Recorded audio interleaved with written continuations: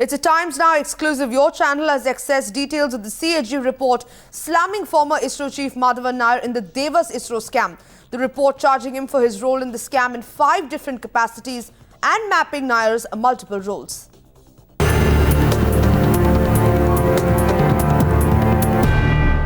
Political editor Navika Kumar joining us live on the story. Now, Navika, what exactly does the CAG report have which clearly indicts Madhavan Nair?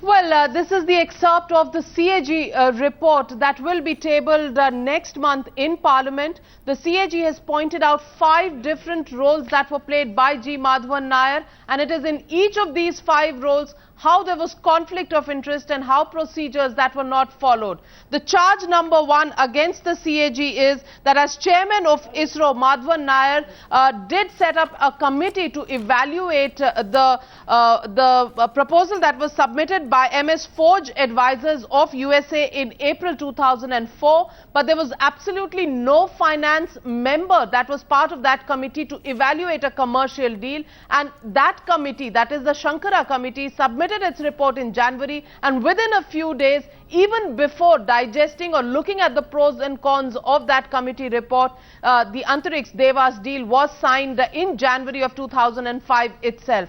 That's the first charge that goes out against Madhavan Nair as chairman of ISRO. Now, he wore another hat, that was as chairman of Antariksh, and it is in this role that the CAG has charged Madhavan Nair that it allowed Antariksh to sign a transponder lease agreement against the stipulated SATCOM policy. So the transponder lease agreement was signed without going through the SATCOM policy, which laid down the norms for it. He also goes on to say, the CAG has also stated here that he authorized the executive director of Antariksh to sign the Antariksh Devas agreement, the terms of which were heavily loaded in favor of private company Devas, including heavy penalty for delayed delivery of satellites, which would fall squarely on ISRO. So again, as second charge as chairman of Antariksh, Madhavan Nair has been charged by the CAG. The third charge that goes against Madhavan Nair as secretary of the Department of Space.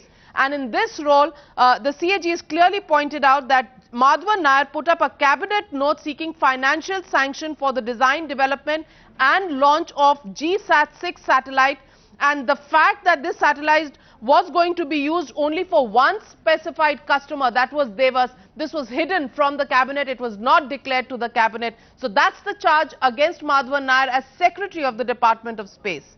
Then the fourth charge against Madhavan Nair as chairman of the Space Commission. Mr. G. Madhavan Nair, as chairman of the Space Commission, chaired the 104th and the 114th meeting of the Space Commission, but did not bring to the notice of the Space Commission that the financial sanction that was approved for GSAT-6 and GSAT-6A were only meant for Devas's route.